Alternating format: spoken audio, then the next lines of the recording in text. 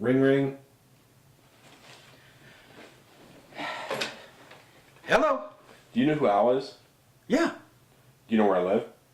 Do I know where you live? No. Why would I know that? Want to play a game? What kind of game? Like Angry Birds? No, not Angry Birds. Truth or Dare. Truth or what? What the fuck is this? It's a quiz. A quiz? Like a pop quiz? Yeah, I'm not really very good at those. Never mind that. You like horror movies? Oh, sure, who doesn't? I'm going to ask what your favorite horror movie is. Well, that depends. Wait, not yet. If you answer correctly, you'll die. If you get it wrong, you'll die. Ready? Those don't really seem like very good odds. Shut up. So answer. Your favorite horror movie. What is it? It's not that easy to say. Why not? Well, first you have to define horror, don't you? Are we talking about supernatural horror, psychological horror, visceral horror, science gone amok horror? Well, that is... Look, on the face of it, I guess you'd have to say a horror movie, it's a form of entertainment designed to elicit fear. And yet, well, is anybody truly frightened anymore by the old films? Frankenstein, Dracula, King Kong? We might enjoy them, sure, we might even admire them, but are they really scary? Probably not. But they're generally labeled as horror movies, aren't they?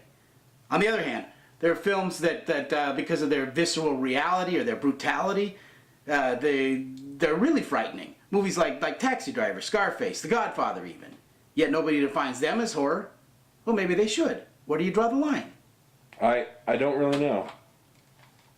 You know, I've always been kind of partial to the monsters myself and the supernatural stuff. But I guess nowadays that's kind of passé. Most people think of intense violence as defining horror. And you know, by that definition, well, Schindler's List is way up there. And how about that hand-cutting scene in 127 Hours, huh? Doesn't get much more brutal than that. Your stalker, your knife-wielding psycho, your psychotic serial killer.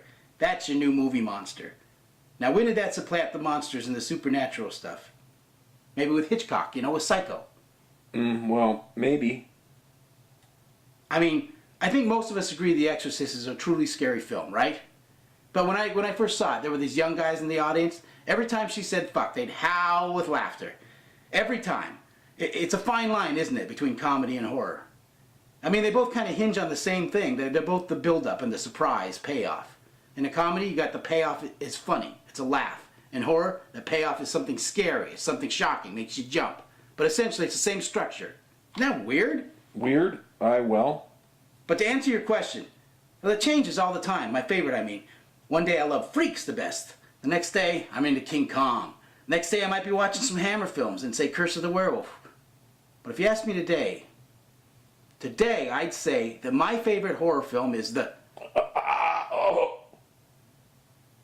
Hello? Hello? You there?